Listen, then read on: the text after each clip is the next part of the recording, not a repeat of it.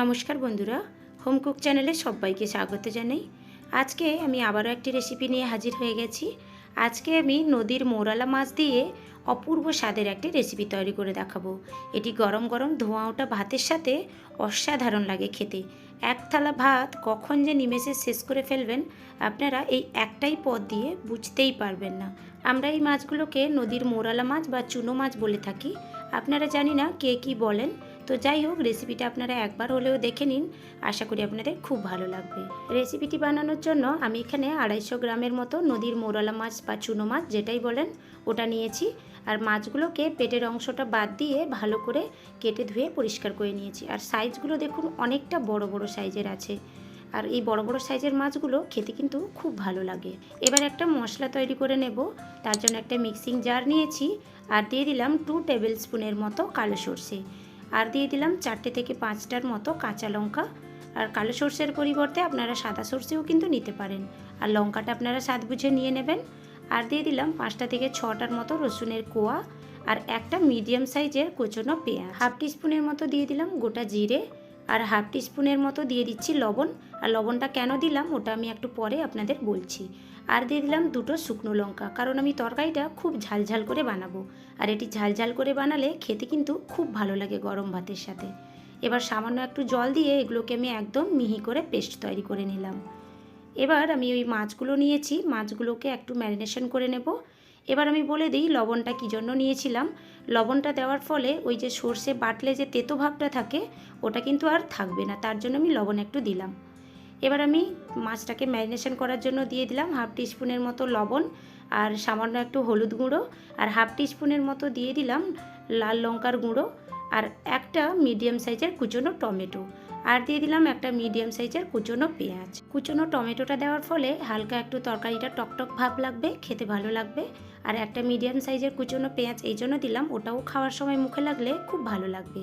আর আমি দিয়ে দিয়েছি একটা মিডিয়াম সাইজের একদম ঝিরিঝিরি করে কাটা আলু। আলুটা আপনারা খেতে চাইলে দেবেন, না হলে কিন্তু স্কিপ করে দেবেন।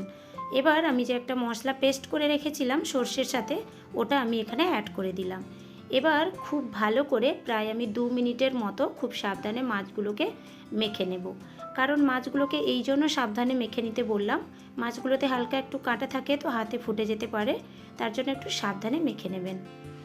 আমি এখানে সর্ষের তেলটা দিলাম না, আপনারা চাইলে এখানে একটু সর্ষের তেলও কিন্তু অ্যাড করে নিতে পারেন। মাছগুলোকে খুব ভালো করে আমি সাবধানে ম্যারিনেশনটা করে নিয়েছি। এবার এগুলোকে আমি একটু সাইডে রেখে দেবো। চলে এলাম এবার রান্নার কাছে। আমি এখানে একটা ফ্রাই প্যান বসিয়ে নিয়েছি গ্যাসে আর দিয়ে দিলাম প্রায় 3 থেকে 4 টেবিল স্পুনের মতো সর্ষের তেল। রান্নাটা কিন্তু অবশ্যই সর্ষের তেলে করার চেষ্টা করবেন, এতে কী হবে স্বাদটা খুব ভালো আসবে। এবার গ্যাসের ফ্লেমটা হাইতে করে প্যানটাকে হালকা ঘুরিয়ে আমি তেলটা চারিদিকে প্যানের লাগিয়ে নিলাম। এবার হাফ টিস্পুনের মতো দিয়ে দিচ্ছি কালো জিরে। কালো জিরেটা অবশ্যই দেবেন, সর্ষে বাটার তরকারিতে কালো জিরে দিলে খুব ভালো লাগে টেস্টটা। এবার কালো জিরেটা দিয়ে খুব ভালো করে একটু নেড়েচেড়ে আমি ভেজে নিলাম। ফোড়নটা আমার খুব ভালো করে ভাজা হয়ে গেছে। এবার যে মাছগুলো আমি ম্যারিনেশন করে রেখেছিলাম, এবার ওই মাছটা আমি খুব সাবধানে অ্যাড করে দিলাম। সাবধানে আমি এই জন্য বললাম কারণ তেলটা গরম আছে, গায়ে ছিটকে আসতে পারে, তার জন্য। এবার আমি মাছের ওই ম্যারিনেশন সব কিছুটা একসাথে দিয়ে তেলের সাথে খুব হালকাভাবে নেড়েচেড়ে একটু মিক্স করে নেব। প্রায় আমি এখানে 2 মিনিটের মতো নেড়েচেড়ে নিলাম, যাতে সমস্ত মশলার এই কাঁচা গন্ধটা চলে যাওয়া পর্যন্ত। খুব ভালো করে নেড়েচেড়ে নিয়েছি, কাঁচা গন্ধটাও হালকা একটু চলে গেছে। এবার আমি এখানে কিছুটা পরিমাণ জল অ্যাড করে দেবো, কারণ আলুটা দেওয়া আছে, আলুটাও সেদ্ধ হওয়ার আছে। আর যেই থালাটাতে আমি ম্যারিনেশন করেছিলাম ওই থালাটা ধুয়ে আমি হালকা একটু জল অ্যাড করে দিলাম। তো আমি এখানে 1 কাপের মতো জল অ্যাড করেছি, আপনারা আপনাদের প্রয়োজন মতো জলটা অ্যাড করে নেবেন। এবার জলটা দিয়ে খুব সাবধানে মাছগুলোকে হালকা একটু নেড়েচেড়ে মিক্স করে নিলাম, কারণ এই মাছগুলো এতটাই নরম হয়, গরমে দেওয়ার সঙ্গে সঙ্গেই কিন্তু মাছগুলো সেদ্ধ হতে থাকে। আর একটু নাড়াচাড়া বেশি করলে মাছগুলো কিন্তু গোটা থাকবে না, ভেঙে যাবে, তার জন্য আমি সাবধানে নাড়াচাড়া করতে বললাম। এবার আমি ঢাকনা দিয়ে মিডিয়াম ফ্লেমে প্রায় 5 থেকে 7 মিনিটের মতো রেখে দিয়েছিলাম। এবার 5 থেকে 7 মিনিট হওয়ার পরে ঢাকনাটা খুলে নিলাম। এবার হালকা একটু আবারও নেড়ে চেড়ে নিচ্ছি। দেখুন আমি যে পরিমাণে জলটা দিয়েছিলাম ততটা পরিমাণ জলটা কিন্তু আর নেই, জলটা অনেকটা শুকিয়ে এসছে। এবার এইভাবে গায়ে গায়ে মাখা মাখা অবস্থায় আমি রেখে নেব। তার আগে আমি আলুগুলোকে চেক করে দেখে নিলাম আলুগুলো সেদ্ধ হয়েছে কি না। আলুগুলো খুব ভালোভাবে সেদ্ধ হয়ে গেছে। এবার আমি এই পর্যায়ে কিন্তু রান্নাটা রেখে নেব, কারণ এই রান্নাতে হালকা একটু গ্রেভি ভাব থাকলে গরম ভাতের সাথে মেখে খেতে কিন্তু খুব ভালো লাগবে।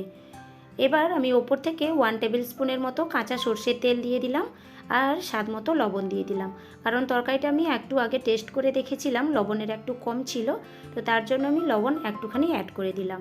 এবার খুব সাবধানে একটু নেড়ে চেড়ে আমি লবণটাকেও মিক্স করে নিলাম। এবার রান্নাটা সম্পূর্ণ রেডি হয়ে গেছে। এই রকম রসরসে ভাবটা গ্যাস বন্ধ করে ফ্রাই প্যানটা গ্যাসের ওপরে গরমে রেখে দিলে রসটা কিন্তু একদম টান টান ধরে যাবে, একটু শুকনো শুকনো ভাব ধরে যাবে। দেখুন আমি আপনাদের সামনে পরিবেশন করে দেখাচ্ছি, যে পরিমাণে আমি গ্রেভি রেখেছিলাম সেই পরিমাণে গ্রেভিটা কিন্তু আর নেই, একটু শুকনো শুকনো টান টান ভাবটা ধরে গেছে। দেখুন বন্ধুরা, দেখতে কতটা লোভনীয় হয়েছে, খেতে কিন্তু অপূর্ব স্বাদের লাগে। এই রান্নাটা যদি সাথে থাকে, সত্যি বলতে পাশে যদি মাছ মাংসরও বাটি বসে থাকে, আপনারা সাইড করে এটাই কিন্তু আগে খাবেন। আপনারা প্লিজ একবার বাড়িতে ট্রাই করে দেখতে পারেন, আশা করি আপনাদের খুব ভালো লাগবে।